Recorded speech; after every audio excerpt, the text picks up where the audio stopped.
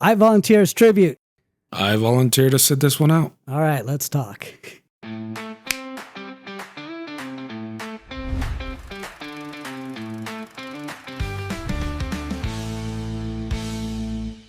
Welcome back, everybody. This is A&J Hot Takes. My name is Andre. And I am Joe. Today we're talking about the Hunger Games, Sunrise on the Reaping. Yep. So, if you heard from the start of this episode, we kind of have different opinions. Oh, yeah. So, Joe, do you want to start us off? No, I feel like I'm going to be defending this left and right. So, Fair enough. yeah, throw it at me. I'll throw it at you. Why do we need this movie? Well, come on. There's got to be more to that question. Why do you dislike another Hunger Games movie? Okay, so I watched the trailer, and watching this and watching the Hunger Games trailer was exactly the same thing. I am seeing stuff that's going in the background. Mm-hmm. There's the Hunger Games that is going on. We're all pissed off at President Snow. So we already know that story. We know where that ends. Why do we need this story? Does it help the story at the end? Because we already know what the fate is of the big characters that show up in this movie. So what's the point of doing this? Like, we'll see them playing in the Hunger Games. Should I be worried that, oh my God, is he gonna die? No, because I know where each one of these characters is gonna end up. All right. Okay. I see where you're getting at, and the part of me that agrees with you is the fact that yes, the starting with the other movie, a Ballad of Songbirds and Snakes, I think instead of going film-wise, this should have been a Peacock or Netflix series where they do a total reboot, something that distances away from the whole Jennifer Lawrence and PETA and Woody Harrelson era movies, because I have listened to the first book and a half, and there's a big contrast between what we got in the films and what the book describes. The books are a little more brutal. They get more into the sub-stories of what's actually happening, why are people revolting, and kind of going back with the other film before this one, it shows that Snow wasn't always as hard ass who wanted to rule people. He had a heart. He had a vested interest in the tributes and in the games. Ultimately, his heart was broken, and he, kind of like Darth Vader, turned into this evil essence that plagues the Hunger Game worlds from there on out.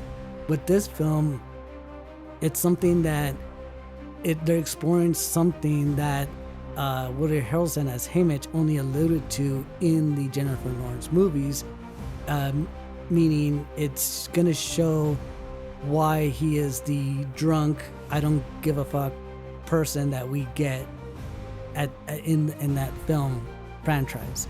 We get to see this guy's hopes and dreams and his world as he knew it just get turned upside down. But does that really move anything forward? Yeah, in the original trilogy, we see him that way already. Did it really matter why he was that way? Like, knowing exactly how he got to that, does it matter? Because you brought up Darth Vader, right? Yeah. So we have a whole bunch of Star Wars story, and then they wanted to go a little bit further back before the original and do Rogue One. Okay, Rogue One is telling me how they got the plan. So that does move something forward. It's like, okay, I get to know how did the rebellion find out that there was a weak spot, how to destroy it, and why there was a weak spot. Right. But this, you're telling me why Woody Harrelson's character was pissed off? Doesn't really push anything forward. It just stays the same. So why do I need to watch this? Well, fair enough. And honestly, there is a fan-made film that came out years ago that they actually give credit to kind of bringing the story to life. And I think that's why it had this vested interest in all these backstories, because I think it's not about pushing the story forward. It's about people that want more lore than just what they've already have. Yes. and they don't want to read the books. And I am good with having more lore. Yeah. What I am not good with is just doing another Hunger Games. So, Hunger Games as a franchise, I'm good with. Yes, there's definitely more lore to look at.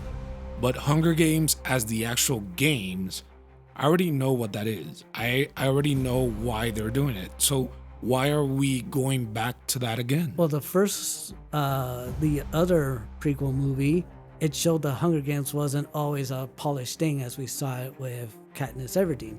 There was mistakes that were made. There was a whole setup that was built up, and then it fell apart once it became a televised event.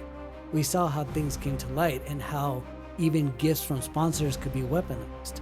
You know, it showed the beginnings, not the polished Hunger Games we got at the end, but the beginnings of, like, it was always a trial and error kind of thing, with the other districts paying for the entertainment of the masses. With this one, what stands it apart is this is a Second Quarter Quell, where instead of getting 2 tributes from every district, now there's 4. It's doubled it up. And it ranges from kids as small as like 4 years old to as old as in their 20s or whatever. So I'm hoping they don't shy away from that brutality. It's going to tell the story of how these districts tried to survive even against the twisted rules of the Hunger Games. But then at the end, there was only one champion, and it was the guy that nobody thought would ever win. So what I'm hearing you say is we're going to get districts that are pissed off. We're going to get tributes that are selected. We're going to get tributes fighting, and we're going to get a victor. Isn't that the original Hunger Games? I mean, that was the very first movie. If you remember the second movie, yeah, the Hunger Games like took a back seat. That was only like the last 40 minutes of that 2-hour movie. A lot of it took place with Katniss and Peeta now as victors and the aftermath of all that. The Hunger Games took a back seat. The third movie wasn't even about the Hunger Games. It was called the Hunger Games, but it was all about the rebellion against the Capitol. And I love that. My concern with this movie is, why are we going back to the game itself, the Hunger Game?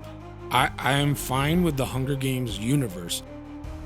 What I feel would have been better is give me a Hunger Games movie where this is before the districts were formed. Show me how that happened, what happened. And you're right, they should have actually, if they're going to do a reboot of the entire series, they should have gone back to the beginning. And it doesn't have to be a reboot, because you did it with Star Wars, right? And the only reason I'm going to Star Wars is you already mentioned Darth Vader, so let's use Darth Vader. We had the original trilogy, then we did the prequel trilogy, and then we had some stories feeding into prequel original. Right. But you guys remember, we don't talk about the sequels. Yeah. But I don't even talk about the prequels. The prequels were good. No, they weren't. They were. Oh my God. It was bad writing. It was the first movie wasn't even a Star Wars movie. It was a pod racing movie. Exactly. The balance of the universe all lays in the hands of this 8-year-old that has to win a race. But that's kind of what we were talking about, Mandalorian Grogu. It doesn't always have to be Jedi, Sith. Star Wars universe is a big universe. There are things that happen. Pod racing. Pod racing is part of it. And you see why Anakin, this human, is actually good. He was the only one of his kind that could actually pod race, and it was because he had that affinity with the Force. I would rather the second movie be the first movie, the third movie be the second, and then they make one movie where it's the beginning years of Anakin as Darth Vader. We definitely need a movie like that. Right. But going back to the Hunger Games, like, what does this add to? Yeah, it's like, what is this adding? This is not adding anything. Now, if you add, like I told you, how the districts were formed, why the districts were formed, what happened, that is something we haven't seen in the movies. Then that is adding to the lore. It's adding to the story. Then I could accept that. I guess the only thing it could add is, how did the rebellion start? Because you don't get that in the other movies. The rebellion's already there. The sleeper cells were there. These characters just emerged, but how? Doesn't that take away also from the original? Like, the whole point was Katniss starting the rebellion. She did not. She was pulled into the rebellion because she became a mascot unintentionally. Yeah. In the films, she kind of showed she didn't really care for it. In the books, she definitely does not care for it one bit. As a matter of fact, she even comes to the realization that she's being used. And ultimately, they show that in one of the final films. And it's a great line delivered by Donald Sutherland where he's like, we've both been tricked. You've been watching me, and I've been watching you. And all this time, Coin has been moving her pieces because once we destroy each other, she'll just sweep in and reap all the rewards. True, but again, like, the whole story with Katniss was pushing the rebellion forward and eventually ending the whole Hunger Games, right? But she didn't. She And you probably have to see it again because she was just cast in this big production of the rebellion. They still treated it as a media opportunity with her with the new armor in front of the cameras, pushing for stuff, saying stuff that she didn't really believe in. It wasn't until they started bombing stuff that she acted as her normal self, fighting the government, and they would videotape them like, yeah, perfect. But that's what I'm saying. Like, yes, she has her moments where Right. she's being used, but there are other moments where she is being genuine and she's pissed off. But did she end the rebellion? I mean, did she end the government? Did she push the rebellion? No, that was actually somebody else. True, but she was the catalyst to push it towards that finish line.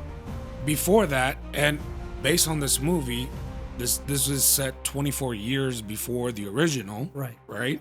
So for 24 years, the rebellion never got anywhere until Katniss. Well, they needed to pick and choose their battles correctly. And the only reason that I got a glimpse as to maybe this is the start of rebellion is because they've casted Jesse Plemons, who I know as Meth Damon, as a young Plutarch, who is a game runner who ends up being vital to the rebellion later on. Yeah. Because he is one of those sleeper cells.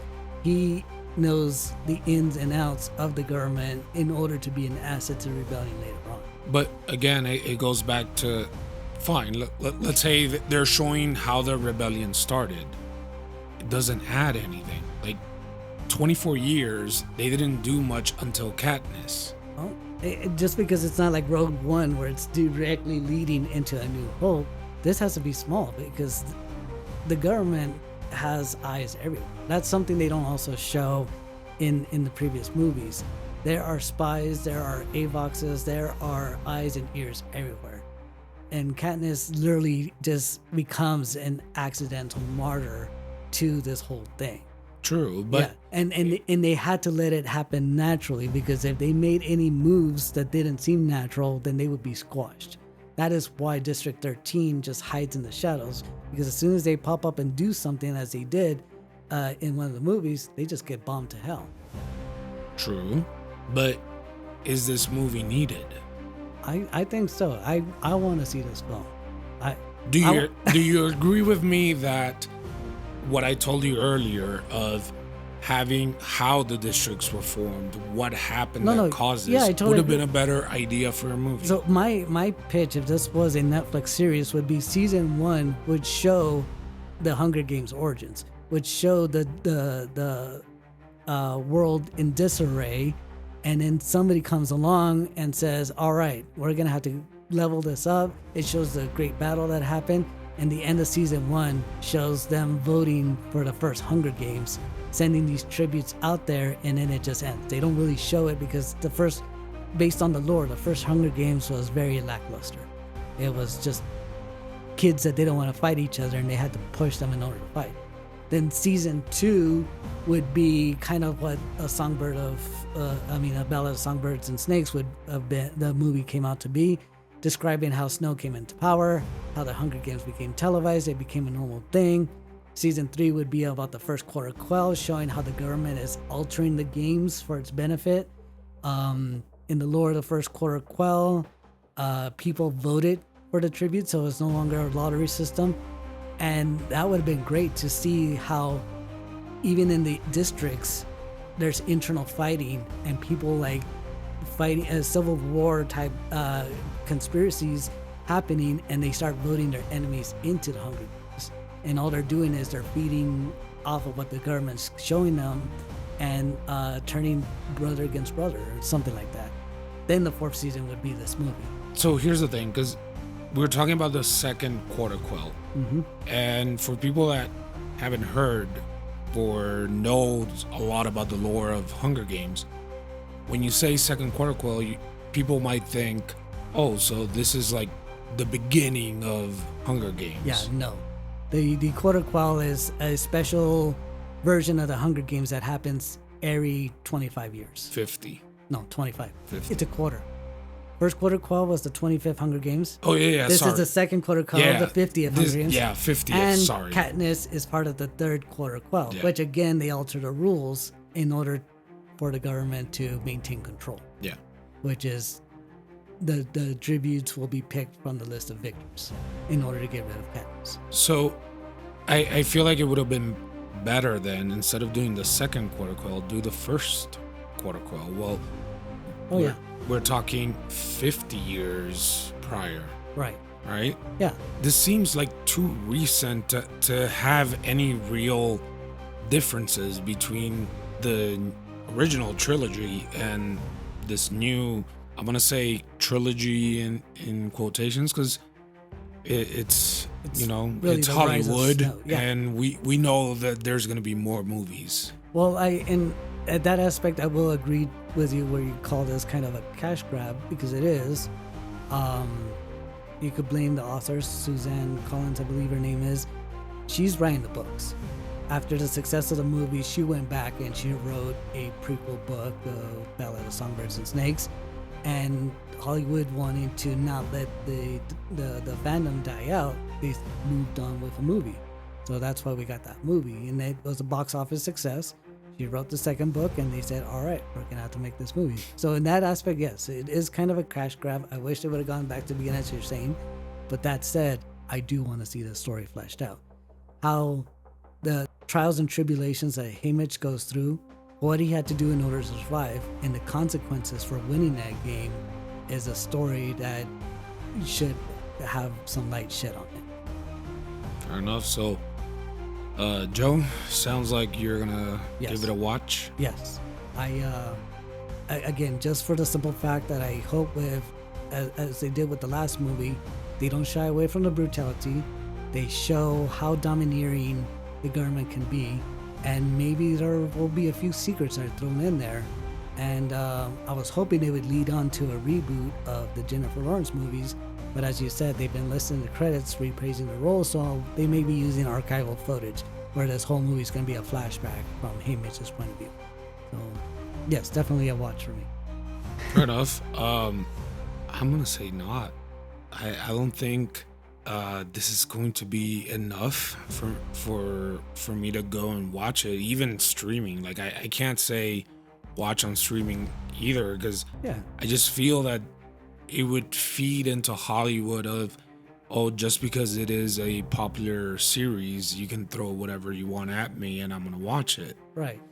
Again, I'm not saying if something different would have been done for Hunger Games, I would watch. Like, I want something to know how this all started. Definitely. Give me something like that. I'll be the first one buying the tickets. But this just feels like a soft reboot of the Hunger Games.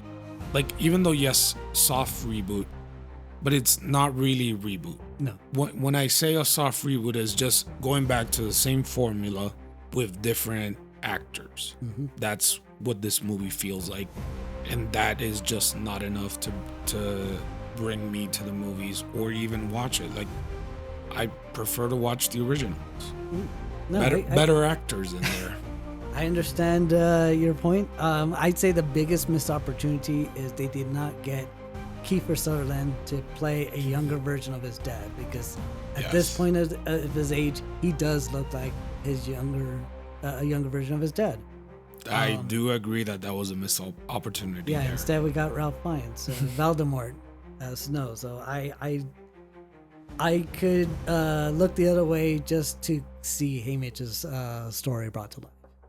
So Well, at least he gets to keep his hair in his nose. All right, so Joe, I'm gonna let you call this one because this is for me is a not. You're saying a watch, so I'm gonna let you. I think this is the first one where we're actually split. Yes. Like other times we lean, like even though we didn't want to watch it, we lean one or the other. I don't know. Can we make split a verdict on here? Split decision? Let's try it. It's our channel. We can do whatever we want. Yeah, let's call this one a split. It's a split. I say yes. Andre says no. Yeah. What side are you guys on? Put Yeah. on the comments. Definitely want to hear what you guys have to say about this one because this is the first episode where we do not see eye to eye and we have different opinions. So, A&J, this is going to be a split. Yeah. If you guys are planning to watch it, let us know. Why do you want to watch it and what is calling you to watch it? And if you're not going to watch it, why not? Yeah, do you exactly. agree with Joe? Do you agree with me? Do you agree that the Phantom Menace sucked? Phantom Menace did not suck, especially that musical score for Darth Maul. That was amazing. Darth Maul was the best part of the whole movie. Yes, Yeah. it was. All right, well, this has been A&J Hot Takes. Thanks, everybody, for listening. See you in the next one. See ya.